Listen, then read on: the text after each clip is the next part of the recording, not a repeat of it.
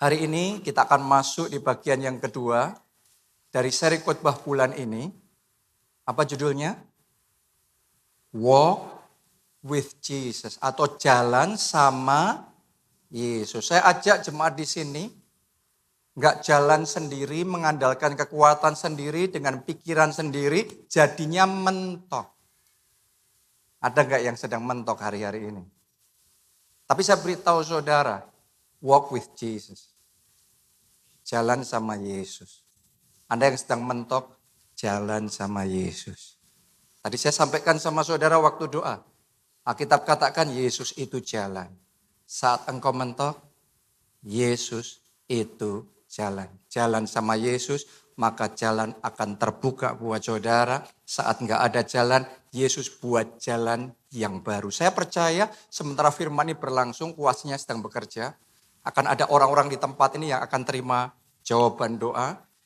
Dan keajaiban yang daripada Tuhan, Tuhan buat jalan dalam hidup saudara. Tuhan buat jalan dalam pekerjaan saudara, dalam bisnis saudara, dalam keuangan saudara. Tuhan buat jalan. Katakan amin. Dan kita kasih tepuk tangan buat Tuhan kita yang beri.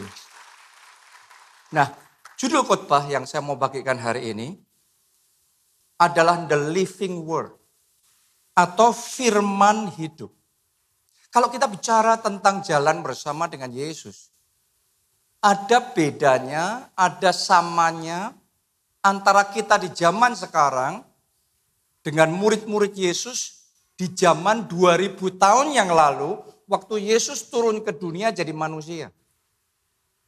Di zaman itu murid-murid Yesus pergi dari desa ke desa, dari kota ke kota, secara fisik, secara jasmani mereka jalan bersama Yesus. Ya, mereka bisa pegang Yesus, mereka bisa menggandeng tangan Yesus, kelihatan dengan mata jasmani. Mereka jalan bersama dengan Yesus dan itu adalah pengalaman yang indah dan luar biasa. Akan tetapi setelah Yesus disalibkan mati, pada hari ketiga dia bangkit dari kematian. Kemudian selama 40 hari dia menampakkan dirinya kepada murid-muridnya. Setelah itu Yesus terangkat ke surga. Setelah Yesus terangkat ke surga, ada satu janji Bapa, yaitu akan dikirim penolong. Penolong yang lain. Siapa itu? Roh Kudus. Dan Alkitab mengatakan bahwa Roh Kudus itu adalah Roh Yesus Kristus. Percayakah saudara bahwa di dalam diri saudara, dalam tubuh kita ini bukan hanya roh kita. Tetapi di dalam diri kita, masing-masing di tempat ini saya percaya ada Roh Yesus Kristus. Kenapa? Karena Alkitab yang ngomong, gak ada orang yang bisa percaya sama Yesus tanpa dibantu oleh Roh Kudus. Jadi kita bisa percaya sama Yesus bukan karena kita punya tingkat IQ yang tinggi. Atau karena kita punya jabatan atau kekuasaan yang besar. No.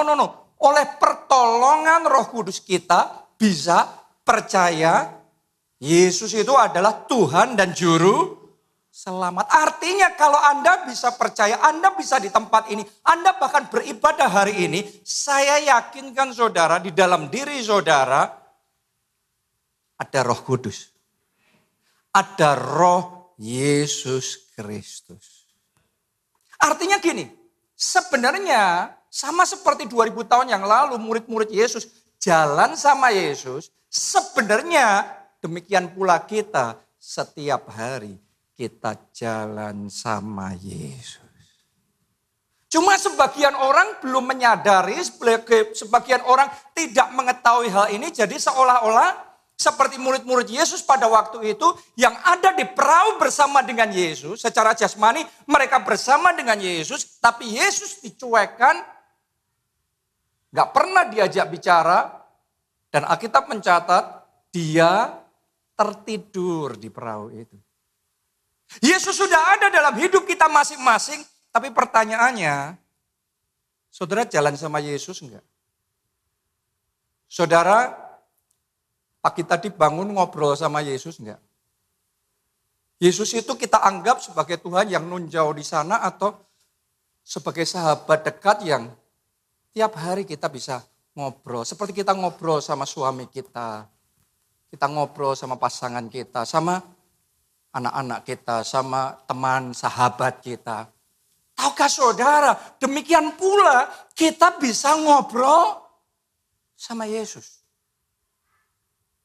Seperti kita berinteraksi dengan sesama, demikian pula kita bisa berinteraksi dengan Yesus. Bahkan lebih daripada itu, kenapa? Karena rohnya tinggal di dalam diri kita. Itu sebabnya tubuh kita disebut bait suci Roh Kudus. Mulai hari ini saya ajak saudara membuka satu dimensi yang baru dalam kehidupanmu. Jangan bangun pagi, hidup sendiri, aktivitas sendiri, seharian kerja sendiri, malam tidur sendiri. Kayak seolah-olah Yesus nggak ada dalam hidup kita. Mari mulai hari ini saya ingin ajak saudara perlakukan dia sebagai satu pribadi yang hidup, yang ada bersama dengan saudara. Selama Yesus tertidur di perahu itu, murid-muridnya panik karena ada taufan yang keras menghantam perahu mereka dan tetap nggak ada sesuatu yang terjadi. Sampai mereka membangunkan Yesus. Maka sesuatu terjadi. Maka Yesus bangkit. Maka Yesus menghardik taufan itu. Dan taufan yang keras itu menjadi teduh sekali. Dan mereka selamat. Mungkin saat ini hidup saudara sedang panik. Karena hari-hari ini ada begitu banyak goncangan secara finansial. Orang struggle di dalam bisnis, di dalam pekerjaannya. Jangan-jangan Anda struggle sendiri. Saya mau ajak saudara yang sedang panik, yang sedang gak ada jalan dalam hidup saudara. Mulai datang sama Yesus. Mulai jalan bersama dengan Yesus. Mulai bicara, mulai ngobrol sama Yesus. Mulai diskusi sama Yesus. Mulai konsultasi sama Yesus. Dan saya yakin kalau 2000 tahun yang lalu murid-muridnya diselamatkan. Anda juga akan diselamatkan. Semua taufan yang keras itu akan dihardik dan diredakan. Akan ada damai sejahtera dipulihkan di dalam keluarga saudara. Dan akan ada keselamatan. Akan ada anugerah. Akan ada pemulihan yang terjadi. Akan ada berkat-berkat yang melimpah. Yang dia curahkan dalam hidup saudara. Kuncinya walk with Jesus. Itu yang pertama secara rohani. Kita bisa jalan bersama dengan Yesus. Yang pertama, jalan bersama dengan rohnya. Tapi yang kedua, ada yang kedua karena Yesus ngomong bahwa pada hari-hari terakhir akan muncul penyembah-penyembah yang benar. Yang menyembah dalam apa?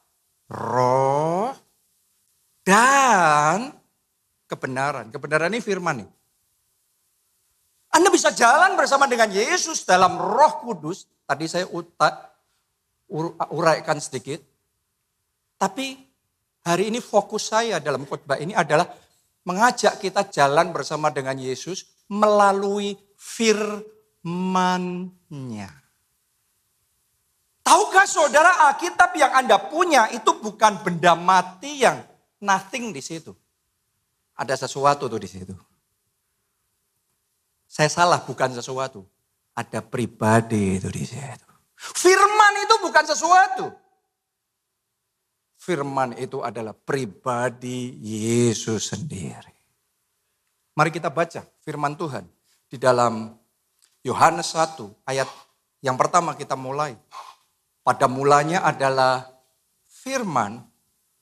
Dan firman itu bersama-sama dengan Allah. Dan firman itu adalah Allah. Anda perhatikan bagaimana di dalam Tritunggal pun, dalam fellowship dan interaksi Tritunggal pun, ini ada firman. Ditulis di sini, ada Allah, ada firman. Firman itu adalah Allah. Anda coba renungkan ini. Ia pada mulanya bersama-sama dengan Allah. Firman itu telah menjadi manusia dan diam di antara kita. Saya berdoa bukan hanya rohnya diam di dalam saudara. Tapi saya berdoa firman-Nya tinggal di dalam saudara. Karena firman itu adalah Allah. Firman itu bukan Alkitab benda mati. Bukan sekedar alfabet A sampai Z. Tulisan hitam putih. No. Firman itu adalah Allah. Wahyu 19 ayat 13. Dan ia memakai jubah yang telah dicelup dalam darah. Ini darah anak domba Allah ya. Mari kita baca bersama. Kalimat terakhir tulisannya apa? Dan namanya ialah firman Allah. Mari saya beritahu saudara, Yesus yang kita sembah namanya adalah firman Allah. Jadi firman itu pribadi, firman itu Yesus Kristus. Kalau Anda bangun pagi, terus kemudian gak langsung sibuk, Anda ambil Alkitab, Anda baca dan Anda renungkan dulu. Artinya Anda sedang memulai hari saudara bersama Yesus. Itu walk with Jesus. Kalau saudara merenungkan firman siang dan malam, itu artinya engkau sedang membuka hidupmu dan membiarkan Yesus, firman, sang firman, memenuhi hidup saudara. Sehingga dia semakin bertambah, kita semakin berkurang. Sampai dalam diri kita, Yesus yang nyata. Kalau saudara dengar khotbah kayak gini, Anda arahkan hati, roh, pikiran saudara, dan kemudian Anda nangkep rema firman Tuhan, Anda pegang dan Anda lakukan itu, artinya Anda sedang pegang tangan Yesus. Dan Anda melangkah dengan iman. Dan jangan heran, dimanapun Yesus ada 2000 tahun yang lalu, di situ keajaiban pasti terjadi. Kalau dalam hidup saudara, firman itu sereal itu, senyata itu, mari saya beritahu saudara, keajaiban gak jauh. Keajaiban itu akan senyata itu dalam hidup saudara. Mujizat akan senyata itu dalam hidup saudara. Kuasanya akan mengalir dan dimanifestasikan dalam hidup saudara. Kuncinya adalah hiduplah dengan firman, bukan sebagai benda mati, bukan sebagai alfabet, bukan sebagai obat tidur Bapak Ibu Saudara. Karena banyak orang supaya bisa tidur baca Alkitab. Ya oke sih, dipikir-pikir ya. Oke sih ya, tapi bukan itu. Kalau Anda cuma perlakukan firman kayak gitu, Anda nggak dapat apa-apa. Tapi kalau saudara, buat saudara firman itu senyata itu, sehidup itu. Pribadi Yesus sendiri. Jangan heran kuasanya akan mengalir, kasihnya akan mengalir, damainya akan mengalir. Sukacitanya akan mengalir dalam hidup saudara. Kemuliaannya akan dinyatakan dalam hidup saudara. Ayo masuk di dalam perjalanan iman kita ini. Deeper, lebih dalam lagi bersama dengan Yesus. Hidup dengan firman. Nanti pintu-pintu akan terbuka buat saudara. Anda percaya? Kenapa? Karena Yesus itu pintu. Saya bacakan dulu ya ayatnya. Yohanes 10 ayat 9 ditulis di sini. Yesus ngomong begini. Akulah pintu.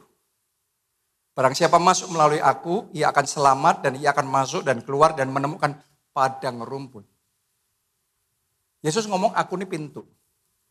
Jadi kalau dalam hidup saudara ada pintu yang tertutup, datang sama Yesus. Pintu akan terbuka buat saudara. Yesus itu pintu. Dan kalau Yesus adalah firman, berarti firman juga adalah pintu. Siapa mau pintu-pintu terbuka dalam hidup saudara?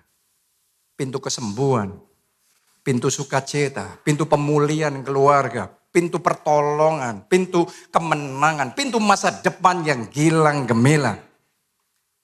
Kuncinya adalah Yesus. Yesus ngomong akulah pintu. Dan karena Yesus adalah firman, firmanlah pintu. Melalui firman, tanamkan ini. Melalui firman, pintu tertutup bisa terbuka. Kalau Anda doa sama Tuhan, Tuhan Tolong bukakan pintu dalam hidupku. Saya mau ngomong sama saudara, firman itu kuncinya. Melalui firman Allah, pintu tertutup akan terbuka di dalam hidup saudara. Hari ini saya mau bagikan 5 hal tentang firman adalah pintu. Nomor 1, firman adalah pintu masuk untuk mengenal Tuhan. Kita bisa kenal Tuhan melalui apa? Firman-Nya. Kita nggak bisa kenal-kenal sendiri. Melalui firman-Nya, melalui Alkitab, kita mengenal Allah. 2 Petrus 3 ayat 18. Tetapi bertumbuhlah dalam kasih karunia. Ini pintu kasih karunia, kalau bertumbuh berarti kasih karunia ditambahkan. Pintu-pintu kasih karunia dibukakan dalam hidup saudara. Dan itu terjadinya, lanjutkan pembacaan tadi, ada kaitan erat antara kasih karunia dan apa? Dalam pengenalan akan Tuhan. Dan juru selamat kita, Yesus Kristus, baginya kemuliaan sekarang dan sampai selama-lamanya. Sementara Anda bertumbuh di dalam pengenalan saudara akan Yesus, akan firman, maka pintu kasih karunia akan terbuka di dalam hidup saudara. Karena itu firman itu perlu bertumbuh. Alkitab cerita tentang Timotius ya, yang bertumbuh dalam pengenalannya akan firman. 2 Timotius 3 ayat 15. Ingatlah juga bahwa dari kecil engkau sudah mengenal kitab suci. Dari apa? Kecil. Saya ngerasa kayak Timotius ini. Saya belajar firman dari kecil. Alkitabnya sama. Sudah bertahun-tahun saya pelajari itu tiap hari. Dan semakin saya pelajari, gak pernah membosankan. Semakin exciting, semakin luar biasa, semakin ajaib. Kalau ada orang membaca Alkitab dan itu membosankan, Anda belum tahu cara baca Alkitab. Karena Timotius ini ngalami sejak kecil dia mengenal firman. Kalau buku yang lain saya baca sekali 2 kali, selesai saya taruh di rak. Makanya saya punya banyak rak buku. Oke, tapi kalau Alkitab nggak pernah ditaruh di rak dan nggak diambil selamanya. Alkitab, firman Allah, tiap hari. Boleh nggak semuanya katakan firman Allah tiap hari. 2, 3, firman Allah tiap hari. Bertumbuh dalam pengenalan. Kenapa? Itu penting sekali. Karena sementara kita mengenal Allah, hidup kita ditentukan oleh firman. Hosea 4 ayat 6a ditulis gini, umatku binasa karena tidak mengenal Allah. Yang binasa siapa? Umat. Jadi Anda sudah jadi umatnya. Anda sudah jadi orang Kristen pun, kalau enggak mengenal Allah, Alkitab ngomong loh, binasa. Di momen seperti sekarang ketika keadaan begitu gonjang-ganjing, saya mau ngomong sama saudara. Akan banyak pernikahan binasa, banyak keluarga binasa, banyak bisnis binasa, banyak keuangan binasa. Karena itu kita butuh mengenal Allah. Lihat ini, ayat mengenal Allah. Daniel 11 ayat 32b. Tetapi umat yang mengenal Allahnya, saya berdoa jemaat keluarga Allah di tempat ini. Anda mengikuti secara online, Anda kenal Tuhan saudara. Umat yang mengenal Allahnya akan tetap kuat dan akan bertindak. Kita mau kalau kita kenal Allah, kita tetap kuat. Di tengah krisis Anda tetap kuat. Menghadapi persoalan itu Anda tetap kuat. Menghadapi badai masalah sakit penyakit itu Anda tetap kuat. Saya deklarasikan di dalam nama Yesus, sekalipun 1000 rebah di kiri saudara, selaksa rebah di kanan saudara, Anda tetap kuat. Hidup saudara tetap kuat, pekerjaan Anda tetap kuat, pelayanan Anda tetap kuat, iman saudara tetap kuat, sukacita saudara tetap kuat, damai sejahtera saudara tetap kuat, kesehatan saudara tetap kuat, masa depan saudara tetap kuat. Kalau mengenal Allah, dan ditulis di sana, kuat dan apa tadi? Bertindak. Bertindak dalam bahasa Inggrisnya, Alkitab mencatat do exploits. Do exploit itu artinya melakukan perkara-perkara yang besar. Jadi kalau kenal Allah bukan cuma tetap kuat menghadapi badai, bukan cuma bertahan, tapi akan melakukan perkara-perkara besar. Saya nubuatkan di dalam nama Yesus ada orang-orang di tempat ini. Melalui krisis ini Anda akan mengalami lompatan-lompatan yang besar. Keajaiban-keajaiban yang besar. Terobosan dan kemenangan yang besar. Akan ada kesaksian-kesaksian yang besar. Yang akan terjadi di dalam hidup saudara. Ini tahun double favor. Ini tahun favor ganda dilimpahkan di dalam hidup saudara. Kuncinya mengenal Allah melalui firman-Nya. Oke? Saya belajar sungguh-sungguh dalam hal ini. Contoh saudaraku ya, kenal kasih Allah itu butuh belajar loh. Dan saya menyadari mengenal kasih Allah itu melalui firman-Nya. Karena melalui pemikiran saya sendiri, orang kalau mengasihi, kita salah sama Tuhan ya kita minta maaf, minta ampun ya Tuhan akan ampuni. Tapi kalau kita sudah diampuni, kita salah lagi, kita minta maaf, minta ampun, diampuni lagi. Nanti setelah itu, buat dosa lagi, buat salah lagi, minta ampun, diampuni. Kalau gitu terus menerus, sampai di satu titik, kita pun ya tahu malu lah ya. Apa muka badak? Kita pun ya sadar diri, bahwa bahkan buat kita sendiri pun kita tahu kita nggak pantas banget untuk diampuni. Saya pikir ada momen dalam hidup saya waktu itu. Kayaknya nggak mungkin lagi. Ada kesempatan, kasih karunia, tapi kayaknya nggak mungkin lagi deh. Too much, terlalu banyak kesalahan saya. Tapi ternyata saudaraku, melalui firman-Nya, saya tahu kasih dan pengampunannya itu ajaib. Kasihnya lebih tinggi dari langit. Kasihnya lebih dalam dari samudera. Lebih dalam dari lautan. Lebih luas daripada samudera. Dan ternyata segitunya Allah mengasihi saya. Di situ saya bisa merasakan. Rasanya jadi anak bungsu yang terhilang. Yang sudah berbuat dosa terlalu banyak. Tetapi tetap diampuni. Seperti itu kasih Allah pada kita. Jadi hari ini saya mau ngomong sama saudara, Allah mengasihi saudara. Bapak kita di surga mengasihi saudara. Dan kalau Anda datang kepada Tuhan dengan merendahkan diri, dengan minta ampun, maka dosa-dosamu diampuni. Dan masih ada harapan pemulihan terjadi. Ayo kita kasih tepuk tangan buat Tuhan yang mengampuni itu. Jadi kenalah Allah melalui firman-Nya.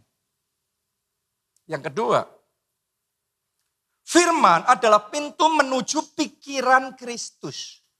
Semuanya katakan pikiran Kristus. 1 Korintus 2 ayat 16, sebab siapakah yang mengetahui pikiran Tuhan, sehingga ia dapat menasehati dia. Tetapi kami memiliki pikiran Kristus. Di kepala ini ada pikiran Jonathan.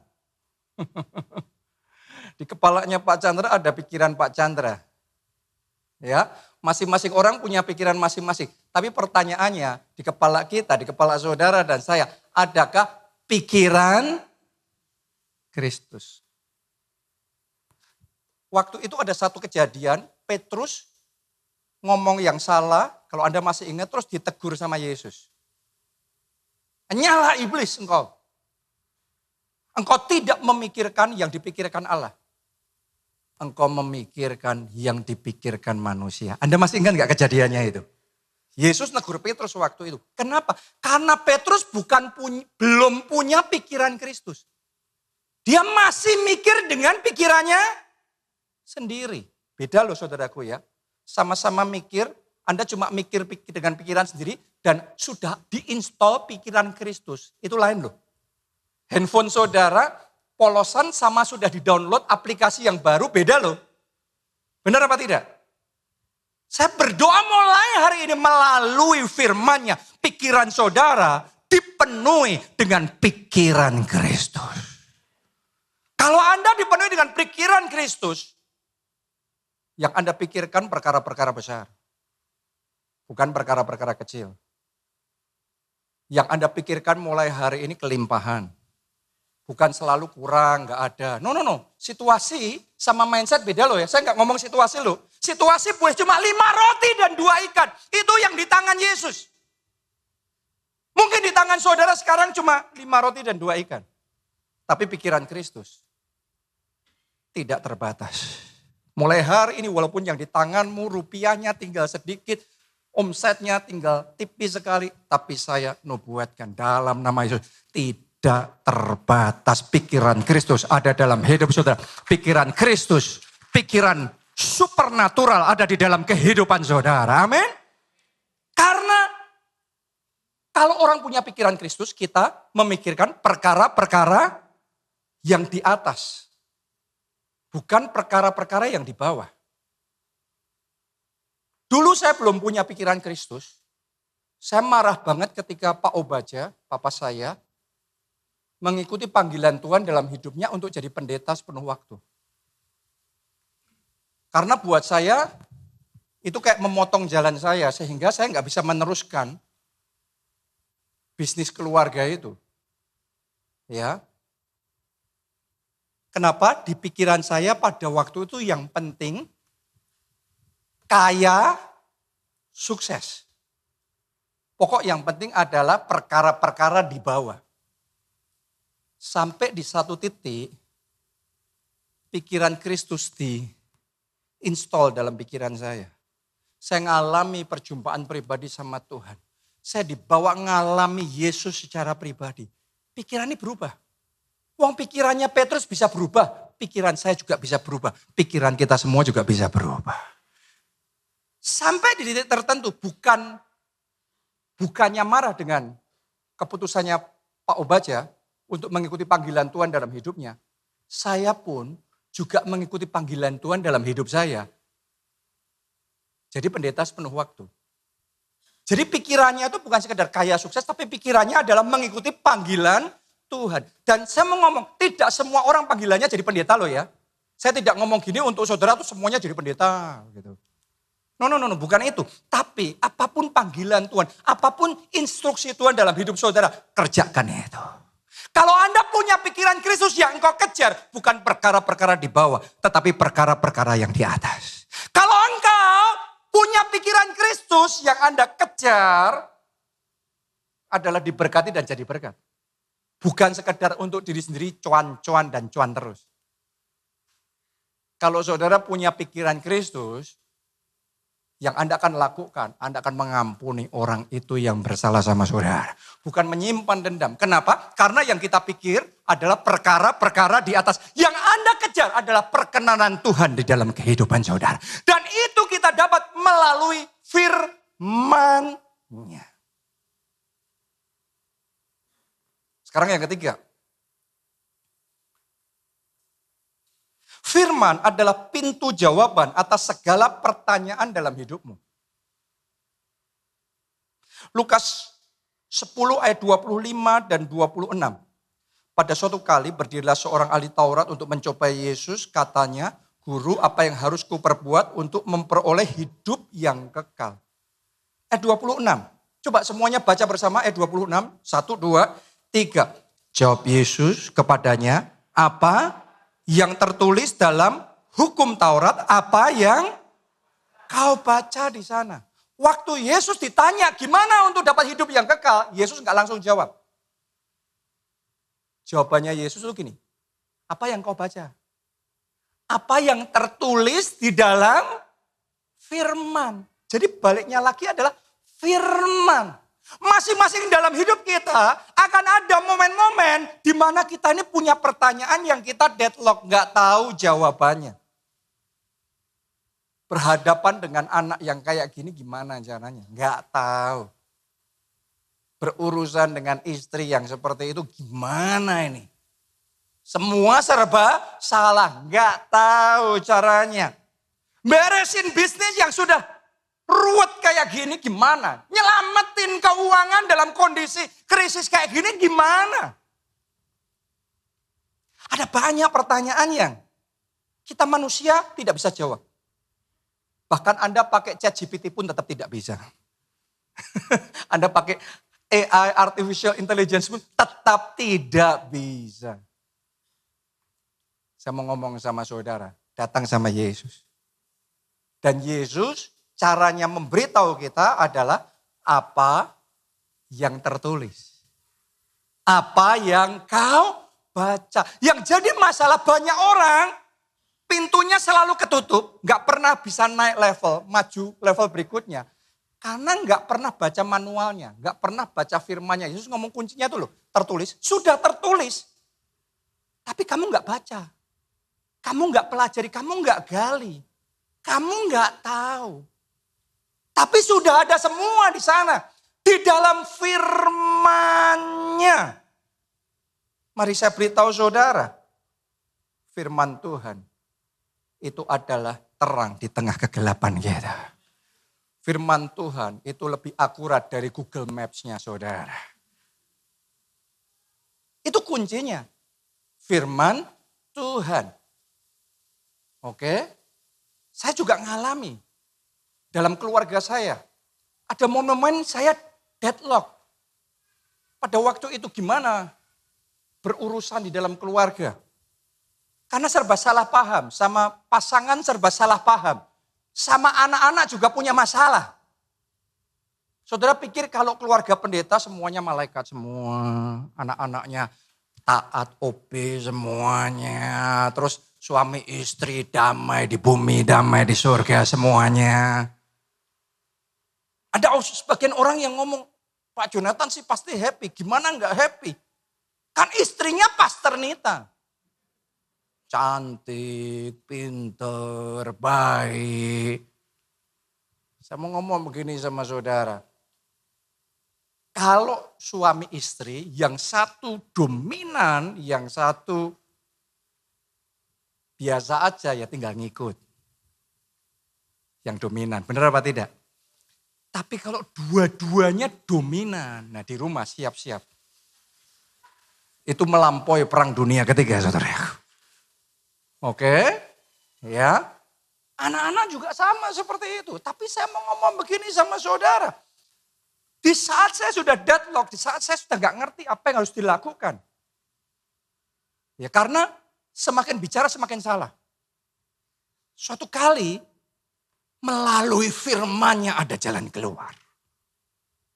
Firman-Nya simple, firman Tuhan ngomong tentang bersukacitalah senantiasa di dalam Tuhan. Sekali lagi aku katakan, bersukacitalah. Filipi 4 ayat 4.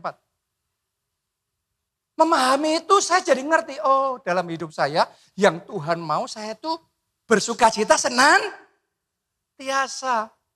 Karena kadang-kadang suami istri itu saudaraku ya, kita itu tarik-tariannya. Kita itu, kamu harusnya gini dong. Loh kok kamu gak gitu? Kok kamu gitu sih? Ya sudah saya gini ya. Loh saya sudah gini kok kamu gak gitu? Gak selesai-selesai. Ributnya gak selesai-selesai, tambah rumit. Sekarang saya tuh paham. Mau dia gini, mau dia gitu. Gak gini, gak gitu. Alkitab ngomongnya kepada saya, bersukacitalah senantiasa. Sukacita saya nggak nunggu dia gini, sukacita saya nggak nunggu dia gitu. Dia mau gini, dia mau gitu. Saya akan bersukacita, saya akan mengejar rencana Tuhan di dalam kehidupan saya. Saya akan enjoy momen saya, momen apapun itu juga. Saya akan enjoy bersama dengan Yesus. Tahu nggak saudara, Anda bersukacita itu adalah gift, karunia yang terbaik yang engkau bisa berikan dalam keluarga saudara. Karena kalau engkau happy, bawaannya happy, nanti rumah tangga atmosfernya akan berubah. Rumah atmosfernya akan penuh dengan sukacita. Dan ketika rumah atmosfernya penuh dengan sukacita, nanti yang ruwet-ruwet itu diudarin sendiri semuanya. Akan jadi gampang sendiri semuanya. Dan akhirnya pemulihan terjadi. Sama anak kan juga gitu kan. Kadang orang tua sama anak kan tari-tarian gitu. Loh, kita itu kalau ngelihat anaknya orang lain gini gitu jungkir balik ya kita bisa cuek aja loh. Tapi sama anak kita sendiri karena sayang, maka kita suruh mereka harus gini, harus gitu. Nah karena harus gini, harus gitu, tarik-tariannya kenceng tuh.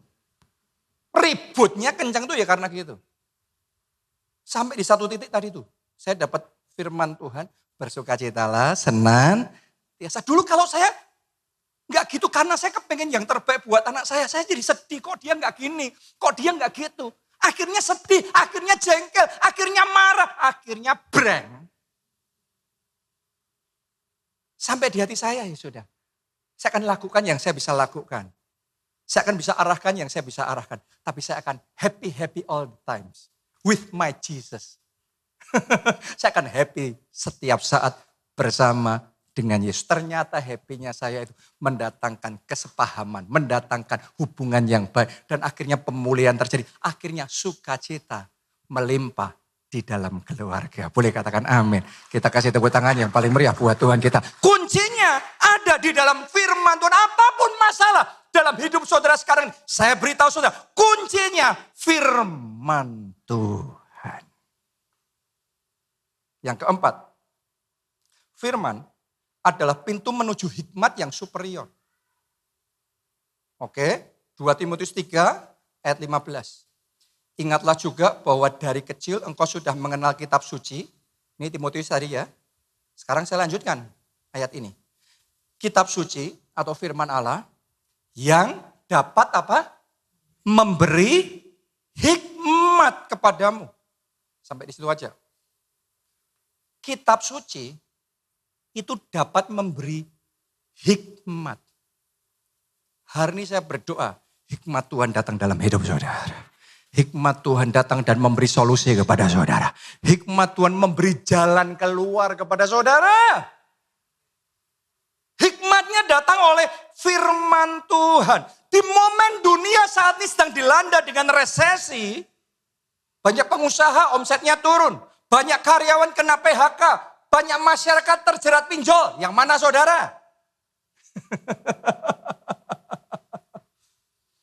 Tapi saya mau ngomong sama saudara gini. Minta hikmat Tuhan. Anda dapat hikmat dari Tuhan.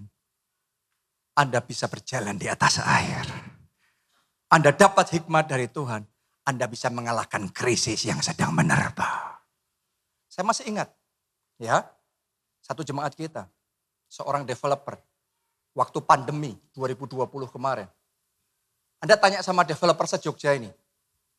Gimana properti di Jogja waktu pandemi, bahkan sampai sekarang. Lesu. Semua developer akhirnya deadlock. Tapi jemaat kita ini percaya 2020 itu rema yang ada di gereja kita saat bangsa-bangsa dalam kegelapan, dunia dalam kekelaman, tapi terang Tuhan terbit. Kemuliaan Tuhan nyata atas kita. Karena percaya dengan rema dari Tuhan itu, dia bangkit. Developernya sama, bangkit dan dia berjuang. Setelah itu dia bersaksi sama saya, 2020 adalah tahun memecahkan rekor lebih dari tahun-tahun sebelumnya. Coba Anda renungkan itu. Ada satu jemaat lagi yang pada masa itu pabriknya ketutup. Pabrik cat.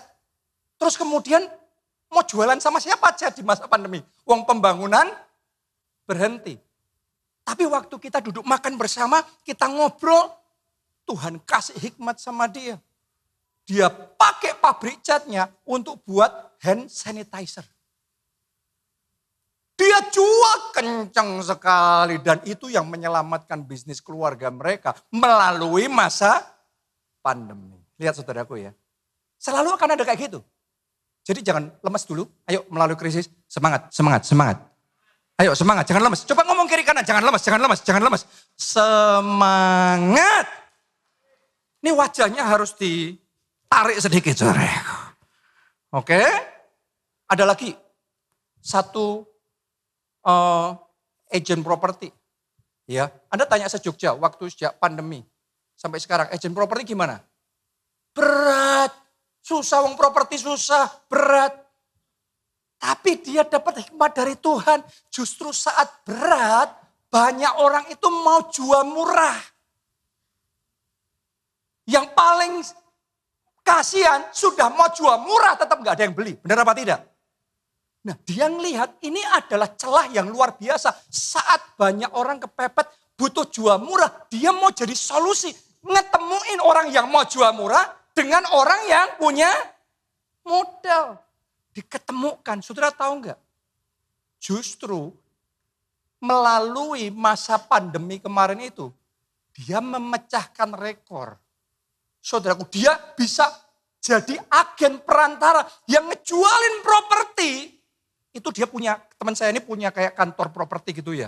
Punya kantor-kantor seluruh Indonesia. Itu nilainya triliunan rupiah. Jadi pasarnya gemuk sekali. Orang ngomong properti berat, tapi di properti kefefet. Itu pasarnya gemuk di masa krisis. Saya mau ngomong sama saudara, propertinya sama, semua orang ngomong berat. Tapi tetap ada yang punya celah loh. Itu namanya hikmat.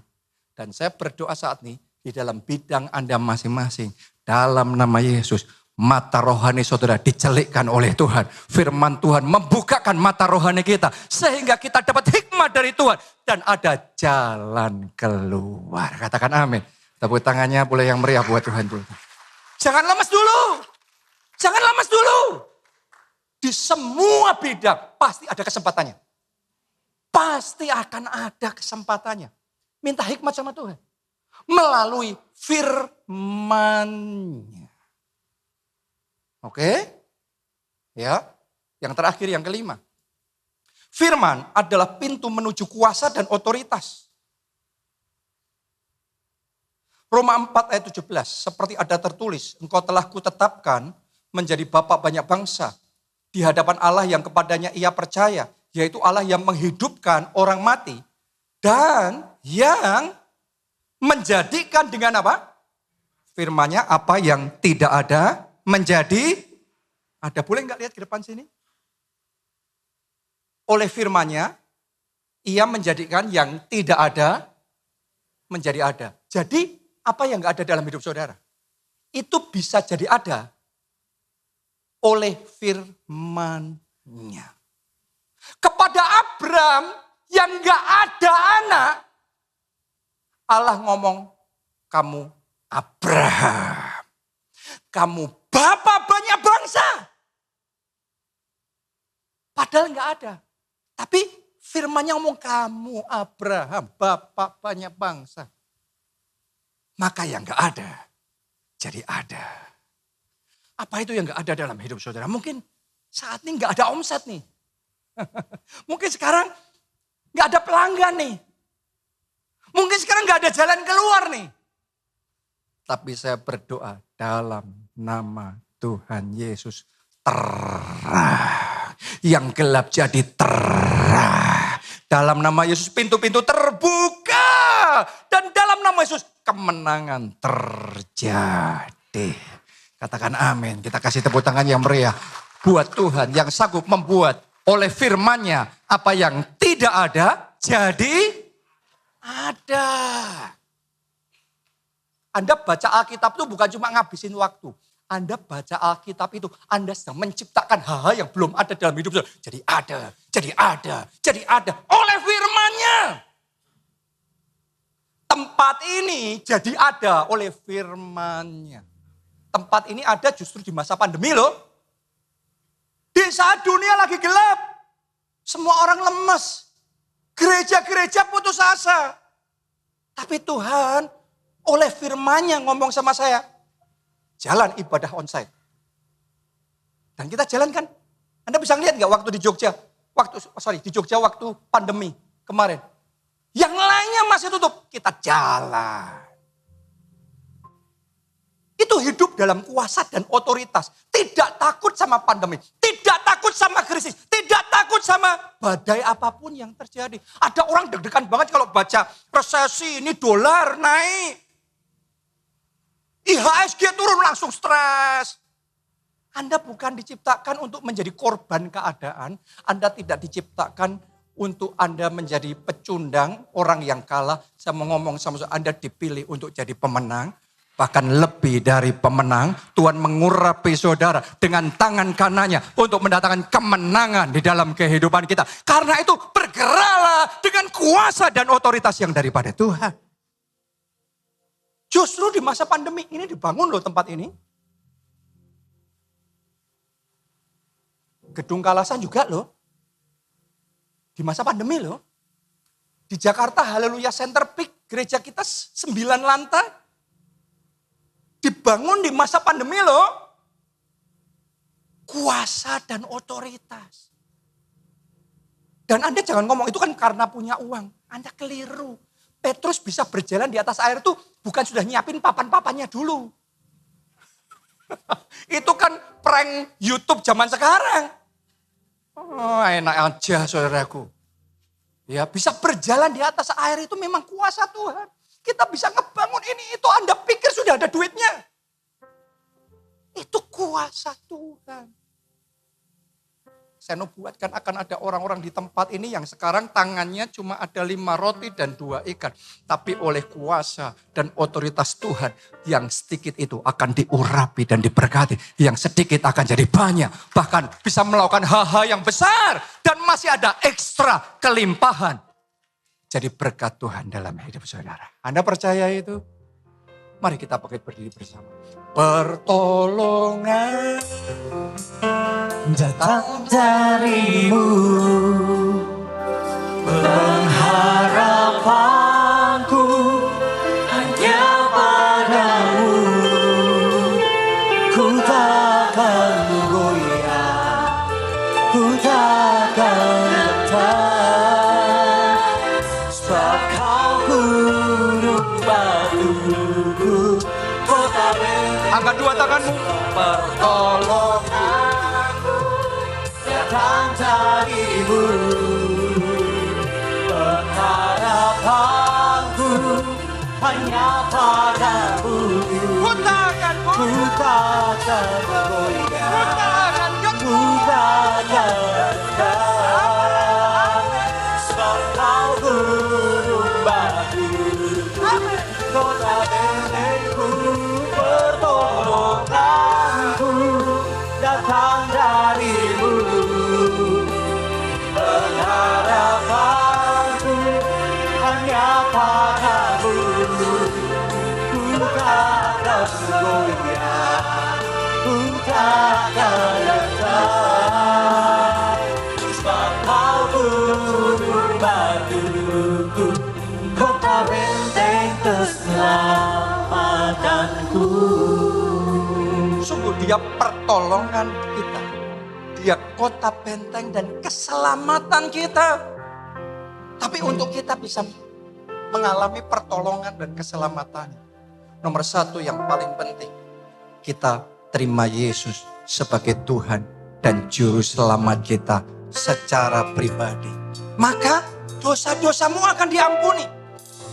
Dan engkau akan terima jaminan keselamatan untuk bisa masuk dalam kerajaan surga. Anda yang mau itu, angkat 2 tangan saudara. Ikuti doa.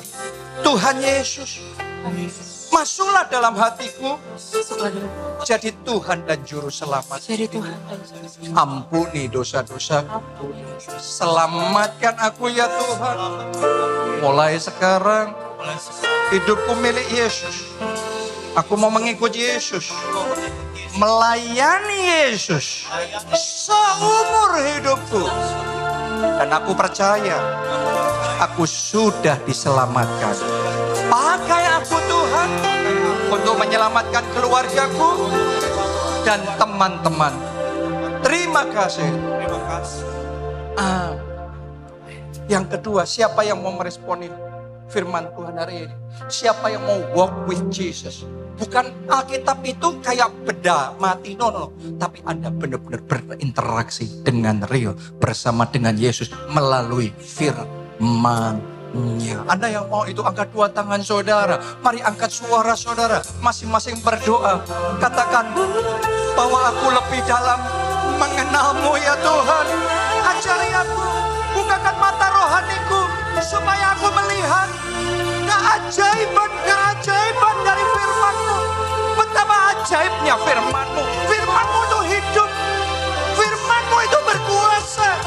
Firman-Mu itu pribadi yang nyata. Firman-Mu ya Tuhan, itu yang menjadi pertolonganku. Firman-Mu itu yang menjadi jalan keluarku. Firman-Mu itu yang menjadi pengharapanku. Firman-Mu ya Tuhan. Orang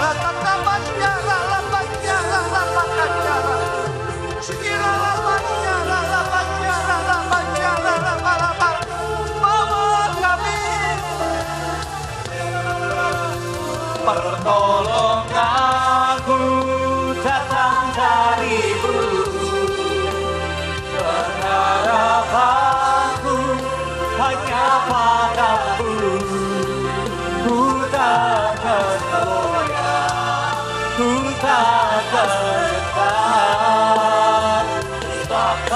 gunung batu. Jemaat saja, jemaat sendiri.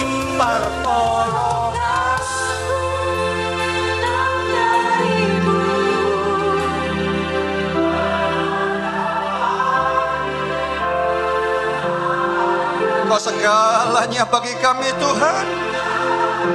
Pegang tangan ini, tuntun jalan ini.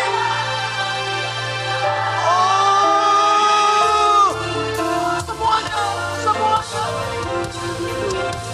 Segenap hati.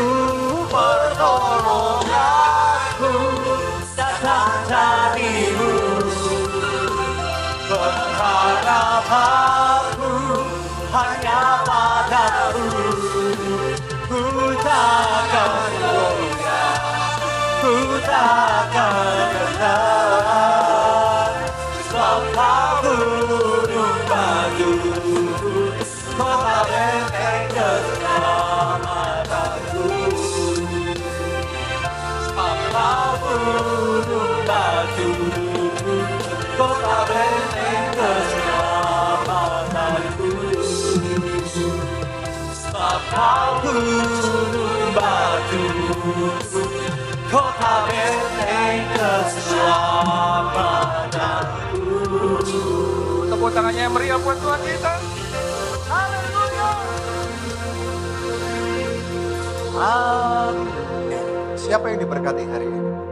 Bisa kasih tepuk tangan yang paling meriah buat Tuhan kita.